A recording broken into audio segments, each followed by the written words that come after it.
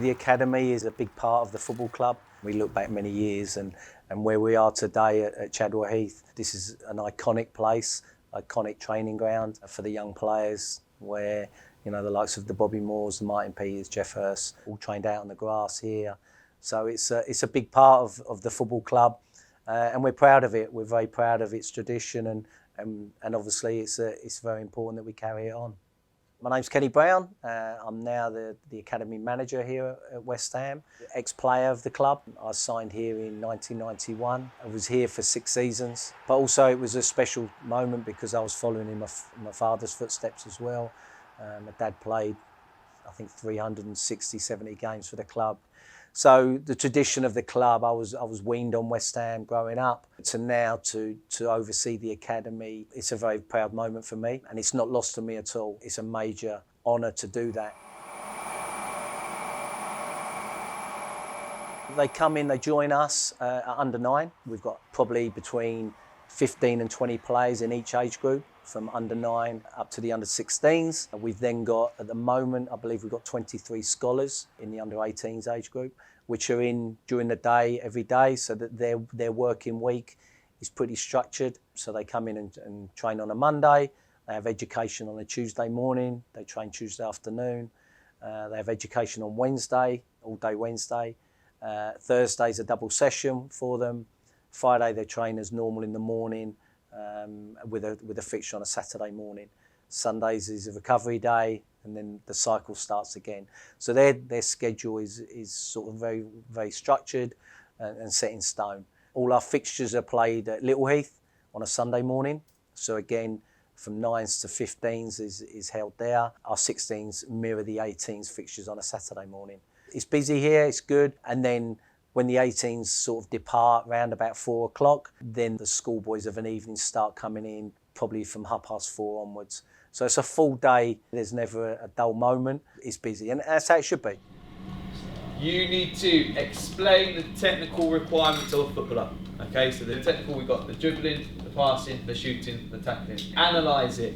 Why do you need to be good at it? I know growing up, you had day release, and then when you were actually in as an apprentice, you had 1 day a week. You covered your English and maths, and that was basically it. It was just a bolt onto your training. It got in the way, not a lot of interest, there wasn't any accountability really. Where now it's moved on greatly, and so it should have, because you know we have a duty of care to these players and everybody knows the percentages, everybody knows the success rate of young players. So we have a duty of care to make sure that they're rounded, they're given the best opportunity to gain education and to maybe take them into areas that they probably wouldn't normally go into. Dribbling is an important part of the game because you can create chances for your team. Yeah, we have 3 full-time teachers, got a head of education. It's another side to what a scholarship program looks like. Any player at any given time can move out of the system, and we need to know that we've given them every opportunity and experience so that when they do leave us for whatever reason and they don't go back into football, that their education hasn't been missed out. Part of the scholarship program or apprenticeship that it is now is they're doing their UEFA C qualification, and part of that is obviously coaching. So on a Wednesday they do their education during the day, and then when the young boys come in of an evening they then take the sessions. They have to structure the session, then obviously they deliver it, and then they reflect on it, which is what all coaches do. So it's just getting them into the routine of it. They're normally the ones at the other side of it and being told where to go and what it's going to look like, where they're the ones planning it. And as Ev says, we're doing a bit of media workshopping with you today, a bit about your expectations, what the media expect from you, what it's all about. Everybody's got a voice now. Everybody wants to know what people are doing, and I think if a young player goes in front of a camera or goes in front of a mic on a podcast, he needs to have some sort of experience of doing it, of what to say, how to say it, so that again he's projected in the best possible light and you see the best version of that boy. It's not just as simple as just don't swear. There's a lot more to it, because the way that you're portrayed and perceived can have a massive influence on your direction. You won't remember this. This was just as I joined the club. Andy Carroll was still at West Ham. Slaven Bilic was still the manager. And I'm actually going to give Andy a bit of credit here. He didn't say nearly as bad as what the Sun is claiming he did there, but this is what the media can do. It can twist what you have said. Andy basically made a comment about fans leaving early, and it was twisted into a negative.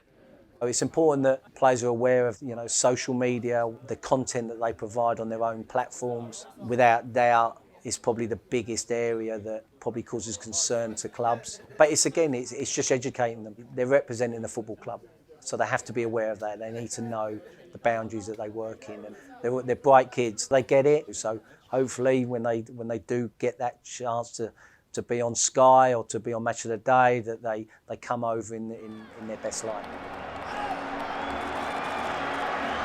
We want a boy to join us at under 9, go all the way through, have no problems, and go and play 300-400 games in the first team, become an international, and he retires here.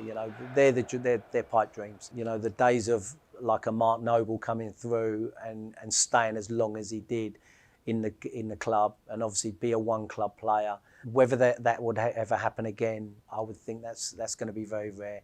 But we have various degrees of success. Yes, that's a version of it. The next sport was we want them to then, if they don't succeed with us or they're not quite right for us, that they then have an opportunity to earn a career elsewhere. And if they're not in football or not playing football for various reasons, whether it could be an injury that's curtailed them, that's where the education falls in. There's ex-players that have gone on to be, businessmen in various fields. They've also stayed in the game, but in different departments. The academy is growing so big, and what that does is provide more jobs for people. So just because you don't make it possibly as a footballer, there's still loads of different areas that you can still be involved in, especially here at West Ham.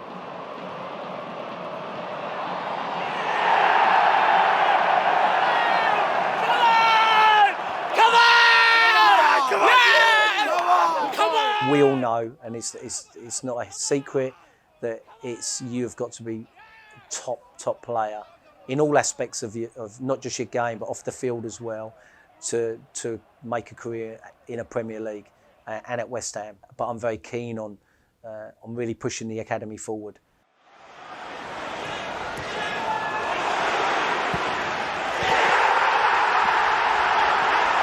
We should be proud of our history. It's a fantastic football club. We're sitting here talking at a really, not just an iconic training ground here, but throughout the country, throughout the world, people know about West Ham. They know about the Academy of Football, which brings its own pressure. We feel it, but it's a good pressure to have. When you look back and you see the players that have come through, like you said, the Mark Nobles of recent times and the Declan Rices, is that we need to find the next one, and we're trying to, with everything that we're doing here, hopefully the next one is in line and not too far away. But again, it's just a case of carrying on the tradition of the club, but always trying to move it forward.